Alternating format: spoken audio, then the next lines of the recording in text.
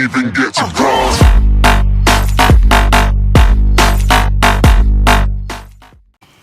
Hey, what's going on, guys? It's the Magic Goose here today with the Magic Moose, and today we're doing another commentary video.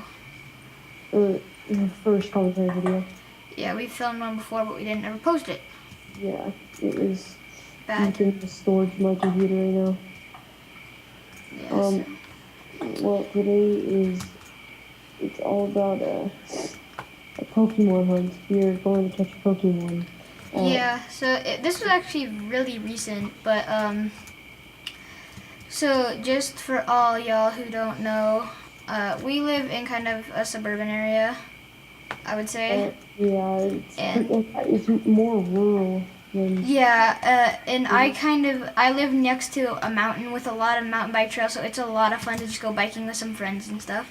And so one day, me, Nolan, and Eric, the Magic Gladiator, as you know him, we were all gonna go, Pokemon.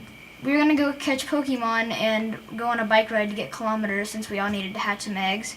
Okay, so this was all gonna be okay, you know, like, it was just gonna be a fun time.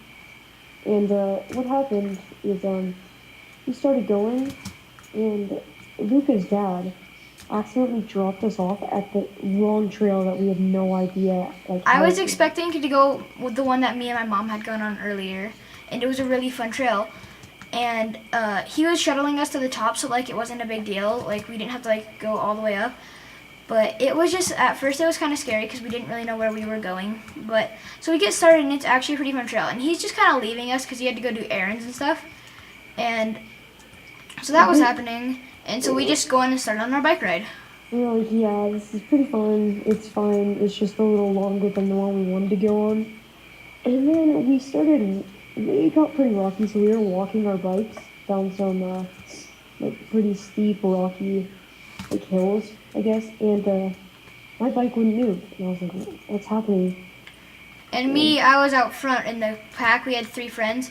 We were all going down, and I was riding through these rocks, and I look back to make sure everybody's behind me, and I hear Nolan yell, "Hey guys, wait up, my back tire's not moving." And I didn't really know what he meant, so I got off my bike, told my friend to hold it, and I went back and tried to help him out.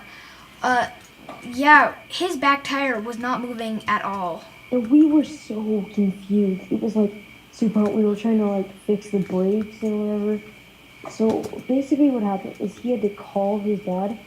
Luca had to call his dad. And it took forever because, keep in mind, we're right by the side of a mountain, which if he doesn't know, has terrible cell reception. Yeah, it was like really thick forest too, so it was a terrible connection on his phone. And so every time so it would have just a bit of connection so that I could get through to my dad, but not enough so that I could actually talk to him and get a clear conversation out. So at this point, it was absolute hell. We couldn't do anything. It was just terrible. And we were out there, and our other friend, his dad's pretty intense, and he plays soccer. So basically what happened If you guys met a soccer player, you'd understand. He had to call his dad and tell him what happened. And keep in mind, he has no idea what trails to go on, like where to turn at certain areas. So what happens is his dad says, "Alright, you're gonna have to ride home alone." And he's like, "What if I crash? Like, no one's gonna be able to help me." And so we were kind of freaking out at this point because he had practice at 6 and his dad wanted him home by 4:30, which is quite early. And we were planning, so at where this trail comes out, there's a like 2 Pokestops and a gym right where it ends. So we were gonna plan on then just going down and taking those. So we all had our phones in this backpack trying to rack up some kilometers, and my friend had to go down by himself. But the worst part is that he didn't have a backpack. I had the backpack on, and we were all using it, and he didn't have pockets either. So I had to take his phone. So if he got in a crash, he wouldn't have been able to call 911 or anything. He basically would have been stranded out in the forest, just waiting for like the wolves to get him. And so this is kind of freaking us out. So we finally get through to my dad, and yeah, we finally get through, and we say, "Hey, Nolan's back tire's not working. we need you to come help or come fix us. And so we didn't know where we were, okay? Because there was many bridges on this trail that we had to go through. We had to go some creek crossings, and it wasn't fun.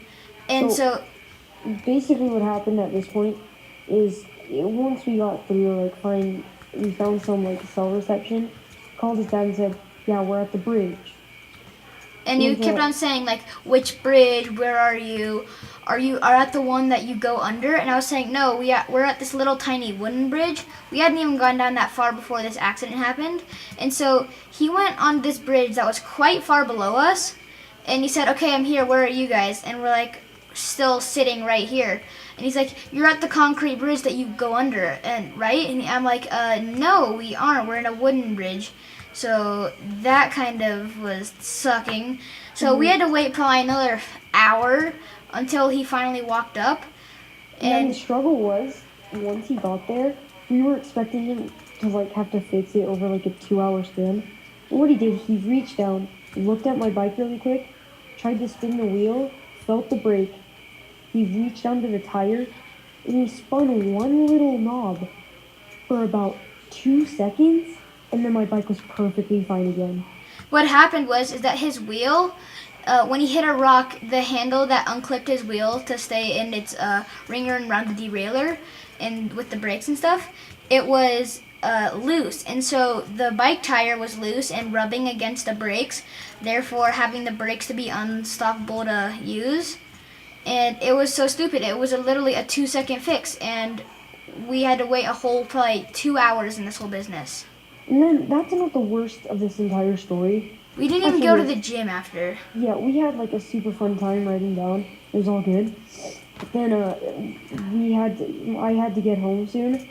So once we got to the bottom of the hill, Luca's dad was waiting for us. He was like, oh, I thought you guys would never show up. And we were down there. We were like, hey, can we take this gym really quick? And he was like, no, I gotta get you home. And Luca was like, hey, we just do it? It'll take like 5 seconds. And we didn't get to take it. That was the worst part of the whole thing. Not even us being stranded for 2 hours that we didn't get down to take the Pokemon gym. Because that was really the whole reason why we were doing this whole bike ride. So that we'd go to the gym after. And we wouldn't have to, like, kilometers on our Pokemon. And then afterwards, the bike ride ended at a gym that also happened to be a park. So we were just going to kind of, like, hang out down there. And yeah, it was going to be fun. But then this whole bike thing ruined it. Thank you guys so much for watching. If you're at the end of this video, make sure to like and subscribe. We really enjoy doing these kinds of videos, just kind of reliving our past selves. It's a lot of fun. I know I have a lot of fun. It's easier to make because I'm a really lazy YouTuber. So don't give us any hate for, like, copying Luna or Leafy. We're just trying to commentary or, you know, that sort of stuff. There's if you guys don't like these types of videos, be sure to like and subscribe, and always feel the need to comment down below everything you're thinking. Literally every thought you have. Tell us. Yeah, we want to know what's in your brain.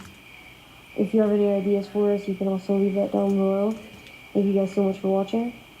This has been the story of the terrible bike ride. Yeah, alright. Have a good day, guys. See ya. Yeah.